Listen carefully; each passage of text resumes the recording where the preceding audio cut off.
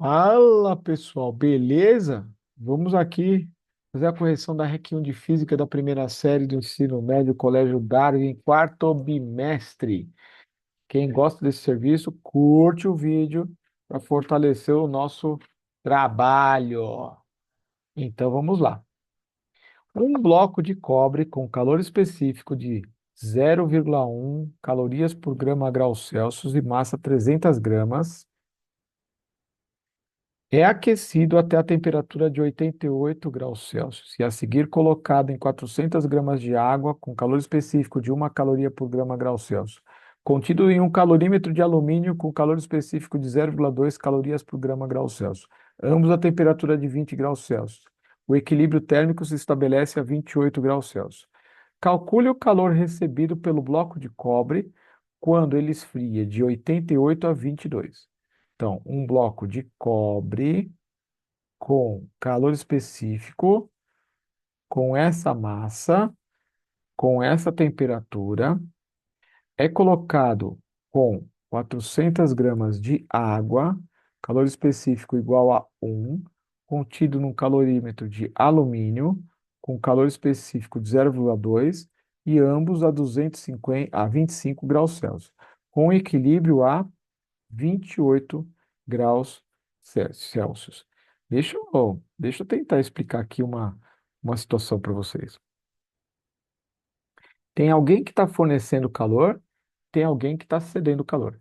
Tem alguém que vai diminuir de energia, tem alguém que vai aumentar de energia. O bloco de cobre entra no exercício a 88 graus Celsius e parece que ele termina o exercício numa temperatura bem menor que a inicial. Parece que ele entra a 88 e ele termina o exercício numa temperatura de 28 graus Celsius. Então ele perde calor. É isso que você tem aqui. Uma perda de calor do, do bloquinho de cobre. Quem ganha esse calor? O copo do calorímetro, que é feito de alumínio, e a água que está lá dentro. Então tem dois objetos recebendo calor e um apenas cedendo o calor. Então eu tenho o cobre. Do cobre eu tenho 300 gramas. O calor específico de 0,1 caloria por grama grau Celsius, na temperatura de 88 graus Celsius, em contato com água.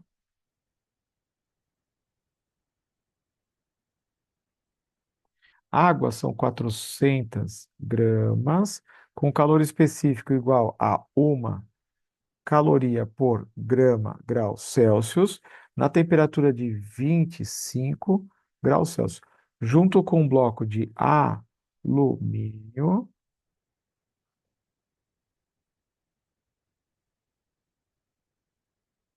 com massa de alumínio. Ninguém sabe a massa do alumínio. Massa do alumínio com calor específico de 0,2 calorias por grama grau Celsius, também na temperatura de 25 graus Celsius. E toda a galera, uns descem, outros sobem, terminam a 28 graus Celsius. Então, estes dois recebem calor desse. O calor faz isso.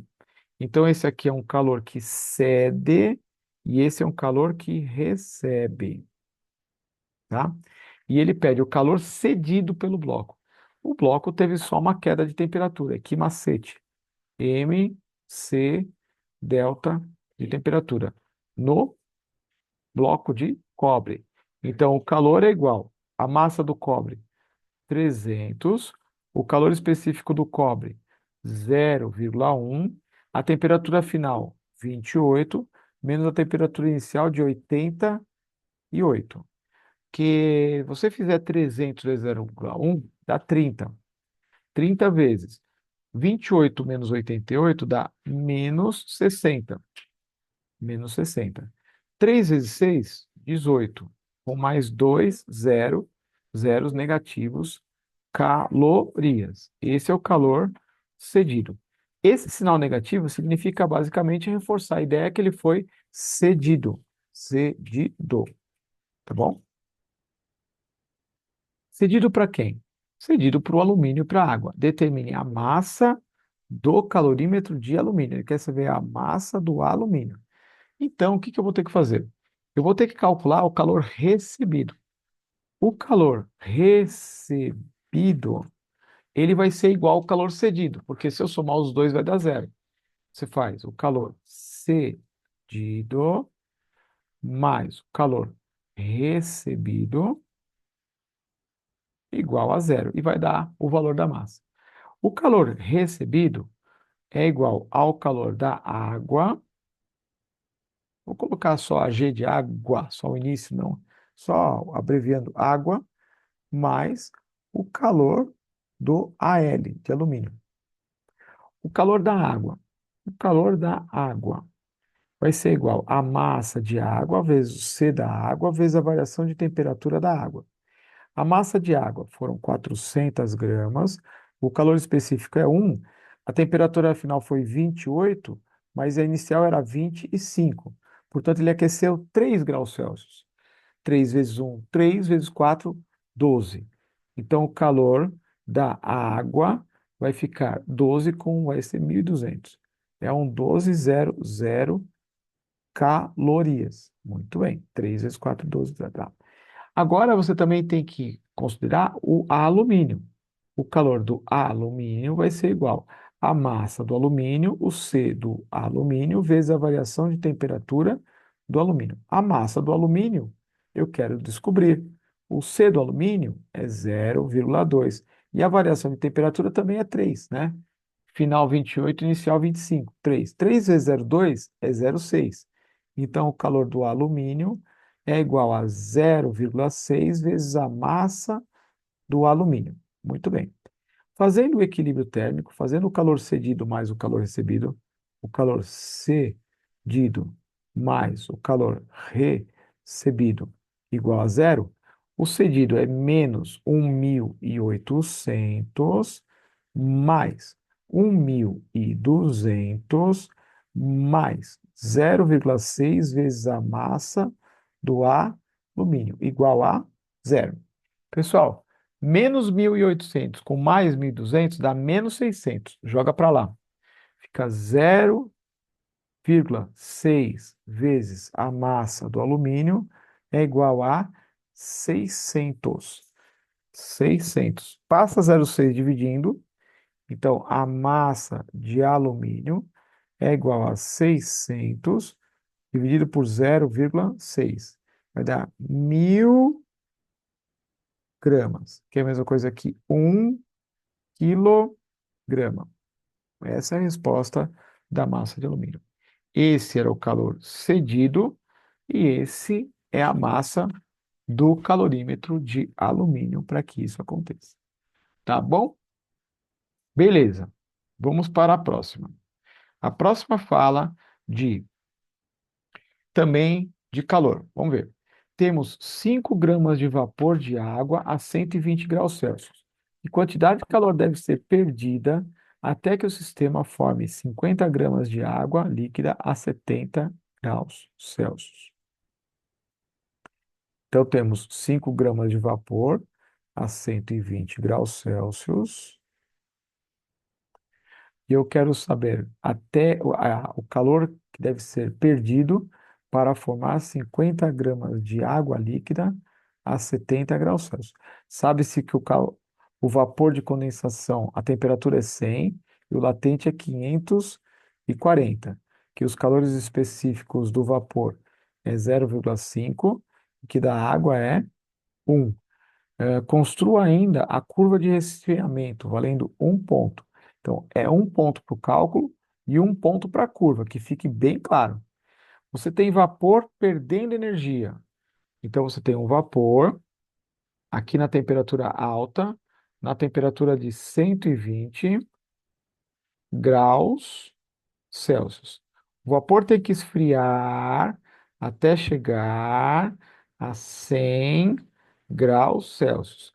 Depois ele tem que condensar, aqui é vapor e aqui é água, e depois ele vai esfriar até chegar a 70 graus Celsius. 70 graus Celsius. Então, aqui eu tenho água, aqui eu tenho vapor, eu tenho que chegar nessa conclusão. Portanto, quantos calores eu vou ter que calcular? Dois sensíveis e um latente. Então, vai ter um calor sensível do vapor, vai ser um calor latente de condensação e um calor sensível da água. E aí eu pergunto, quanto calor tem que ser cedido? Então tem que ser o calor sensível do vapor, fica a massa vezes o C do vapor, vezes a variação de temperatura. A massa do sistema são 5 gramas. O C do vapor é 0,5. E a variação de temperatura é a temperatura final de 100 e a temperatura inicial de 120. 100 menos 120 é menos 20. Menos 20 menos meio é menos 10. Menos 10 vezes 5 dá menos 50 calorias.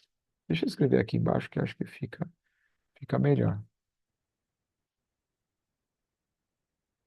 Bom, o calor sensível do vapor é igual a menos 50 calorias. O menos quer dizer que perdeu. Aí você tem o calor latente de condensação. Condensação, que é igual à massa do vapor se transformando em água, vezes latente de condensação. Bom, como eu estava falando aqui, é o calor latente de condensação, que é a massa do vapor se transformando em água, vezes o latente de condensação. Então, a massa de vapor transforma a água são as 5 gramas, o latente é 540, isso aqui dá 1.200. Com 1.200 calorias. Não, que 1.200 nada, rapaz. Cabeça cansada demais. É 5 vezes 540. Dá 2.700 calorias negativas. Você tem que pôr esse sinal, porque o latente de condensação é um processo exotérmico. E por ser um processo exotérmico, tem que ter sinal negativo, perdendo calor. E o calor sensível da água, que é igual à massa da água vezes o calor específico da água vezes a variação de temperatura. São as 5 gramas de vapor que condensou, o calor específico de 1 e a variação de 3. Só que é 3 graus para baixo. 3 graus era o outro exercício, Alexandre. Oh, meu Deus do céu. Baixou 20 graus. Menos. Não, oh, meu Deus do céu, estão ao 0 a 0. Temperatura final de 70 menos temperatura inicial de 100. Ele baixou 30 graus Celsius. Em calor sensível da água, vai ser igual a 5 vezes menos 30. Isso aqui dá um menos 150 menos 150 calorias.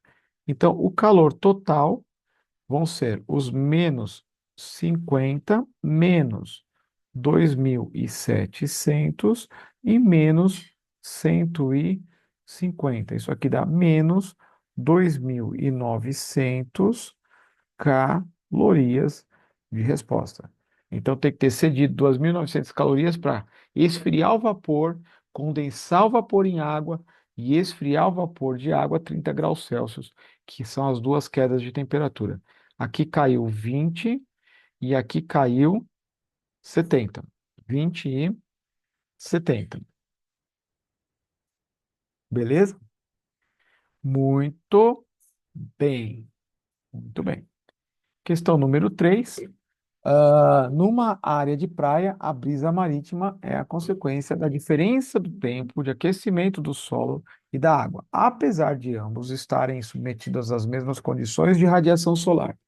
No local, sobre o solo, que se aquece mais rapidamente, o ar fica mais quente e sobe, deixando uma área de baixa pressão, provocando um deslocamento do ar da superfície que está mais fria que a superfície do mar.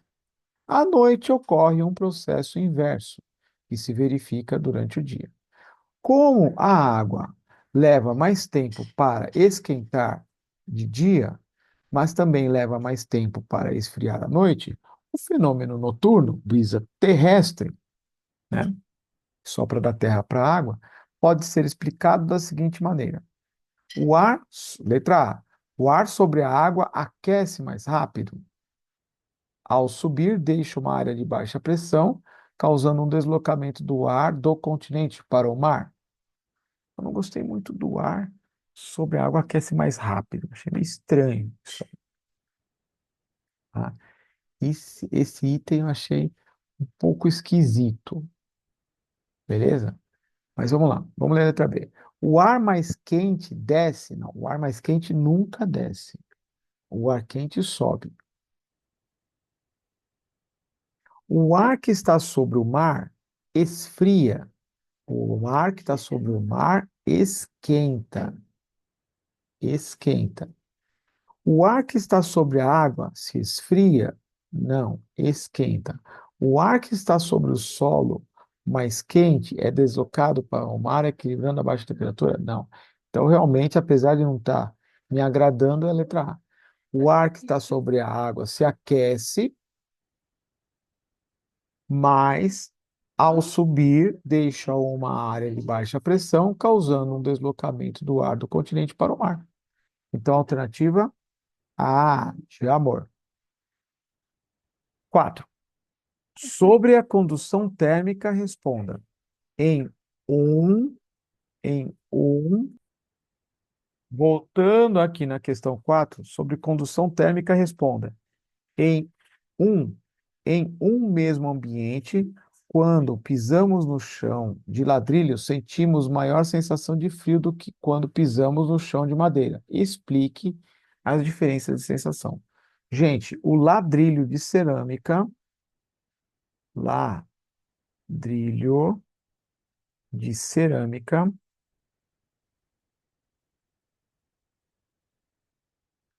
é, como é que eu vou dizer? Um melhor condutor térmico que a madeira. É, como é que eu posso explicar isso? É um melhor condutor. Conduz melhor, conduz mais calor do que a madeira. É melhor isso. Conduz melhor calor do que a madeira.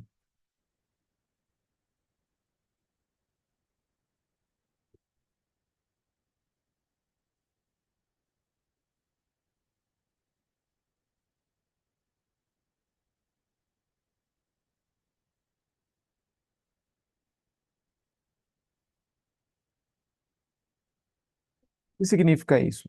Quando nós calculamos o fluxo de calor por condução da equação de Fourier, tem uma constante que é a condutibilidade térmica, tem que multiplicar pela área de transferência, a diferença de temperatura da fonte quente e fria, dividido pela espessura. Nenhuma dessas variáveis está em questão. Eu estou querendo dizer que o K do ladrilho, ele é maior que o K da madeira.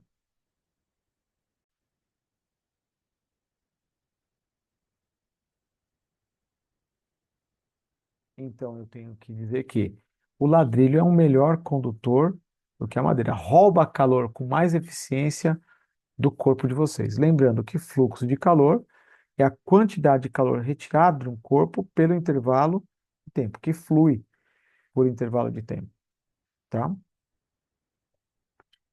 Bom, letra B.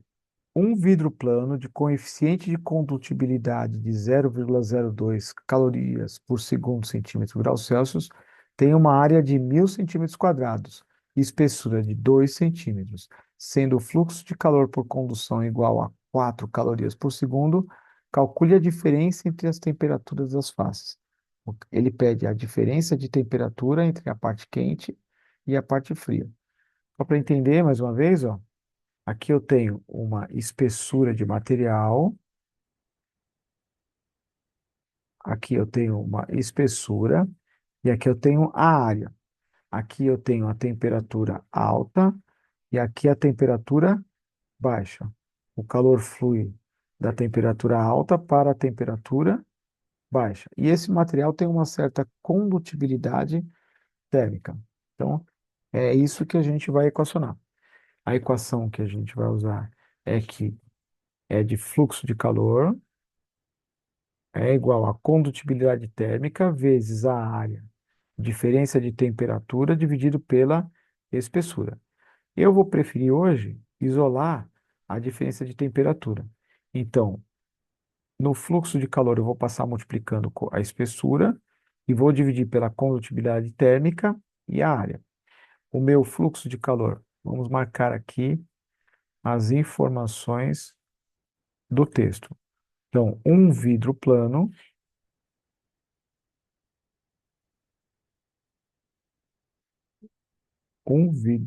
deixa eu pegar a caneta de novo aqui, que sumiu a caneta. Coeficiente de condutibilidade de esse número aqui, de área.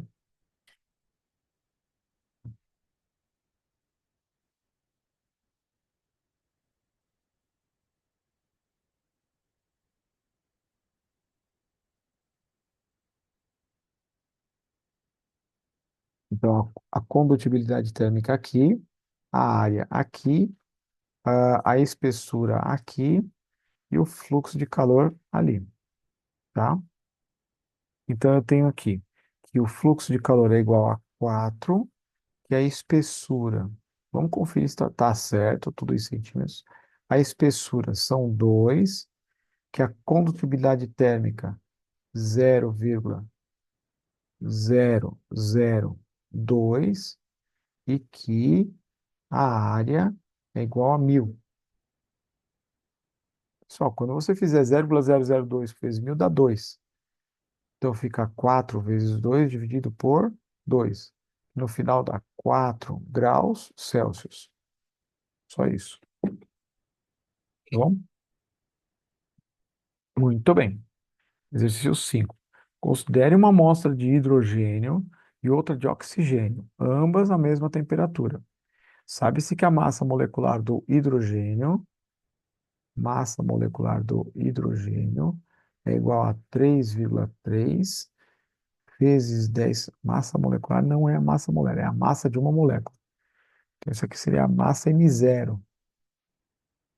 Estou pegando a massa da molécula do hidrogênio e a massa da molécula do oxigênio.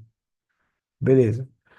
Podemos afirmar que se duplicarmos a temperatura absoluta das amostras, os valores das energias cinéticas das moléculas não se alteram. O que é a energia cinética da molécula? A energia cinética da molécula tem a ver com a energia interna, a energia térmica. É igual a 3 sobre 2 vezes número de mols, R, e temperatura. Tá? Essa é a energia. Se for a energia molecular, de uma moléculazinha, então fica energia, acho que a gente usou, eu não lembro que letrinha que eu usei. Uma letra E é 3 sobre 2 vezes kT. A energia molecular é kT. Só tem a ver com a temperatura. Então, se duplicarmos a temperatura absoluta das amostras, os valores das energias cinéticas das moléculas não se alterarão? Mentira. Se a temperatura aumentar, a energia vai aumentar junto. A energia cinética das moléculas de hidrogênio é menor que a energia cinética das moléculas de oxigênio? Não tem nada a ver com massa, não tem nada a ver com o número de mols, só tem a ver com a temperatura.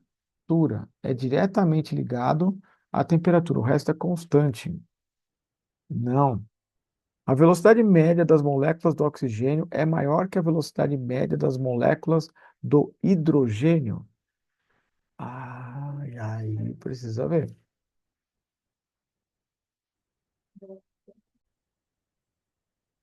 Para a gente entender a alternativa C, a gente tem que lembrar que a velocidade média quadrática. Por que a caneta não funciona agora, rapaz? Vou ver aqui. Tem que lembrar da equação da velocidade das moléculas. é a raiz de 3RT pela massa molar. 3RT pela massa molar.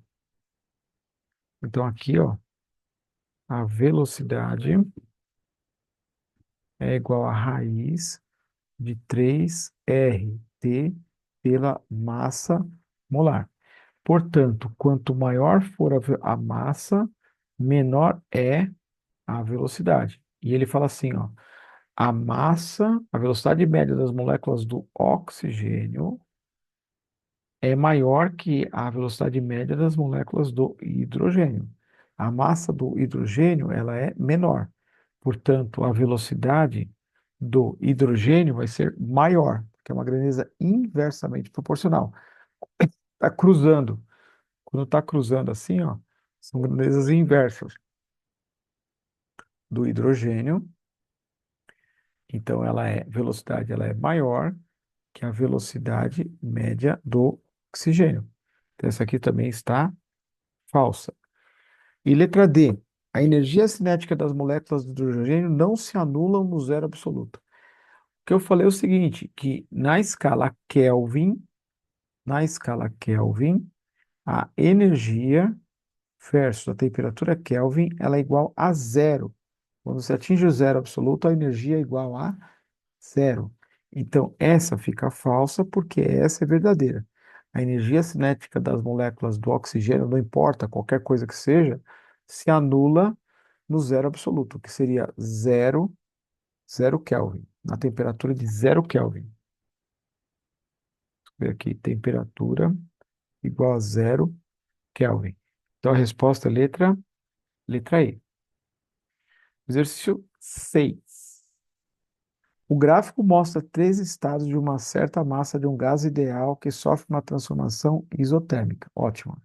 Com base nos valores que aparecem nesse gráfico, determine o volume correspondente ao estado 2. Aqui, ele quer saber o V2. Então, se é isotérmico, eu vou fazer pressão 2 sobre o volume 2 é igual. Ah, ele deu aqui, ó. Volume de 2 com pressão de 9. 9 dividido por 2. Então fica que a pressão número 2 é igual a 3. 3 sobre V2 é igual a 9 dividido por 2. Então, o V2 é igual, fazendo uma multiplicação cruzada aqui, então vai ficar 3 vezes 2 dividido por 9. Isso aqui dá 2 sobre 3 na unidade litros. 2 terços de litro. Esse é o volume 2. Muito bem. Considerando, deixa eu ver se está tudo certo, ATM e tal, tudo certíssimo. Considerando um volume de 98,4 litros, numa pressão de 3 atm, numa temperatura de 300 Kelvin, com um R de 0,082 atm litro mol Kelvin, determina o número de mols. Então, isso é Clapeyron. P vezes V é igual a N R T. Vamos isolar o número de mols. Então, você pega a pressão vezes o volume e divide por R vezes T. A pressão, 3 atm, o volume, 98,4 litros por 0,082 vezes 300. Então, faz aqui, ó, 0,082 vezes 300. Ó, 3 vezes 2, 6. 3 vezes 8, 24. 24. Mas ainda tem mais dois zeros. Mas tem que tirar três casas decimais. Então dá. Também tem que fazer o 98, 98,4 vezes 3. Aqui dá 2, vai 1. 3 vezes 8, 24 com 25. Vão 2, 27, 28, 29. E a vírgula fica aqui. Então ficou 295,2 dividido por 24,6. É a mesma coisa que 295,2 por 246. Número de mols igual. Aí teria que fazer divisão. Fazer aqui, deixa eu ver se está certo. 2,952 dividido por 246. Então, isso aqui deu 12 mol. Beleza? Então, essa foi a correção da REC 1 da prova da primeira série do ensino médio. Espero que vocês tenham sido aprovados. Se não, continue estudando para uma possível REC 2. Eu vou terminando por aqui. Curtam o trabalho, curtam o vídeo, fortaleçam o nosso serviço. Tá bom? Fui. Tchau. Bye, bye.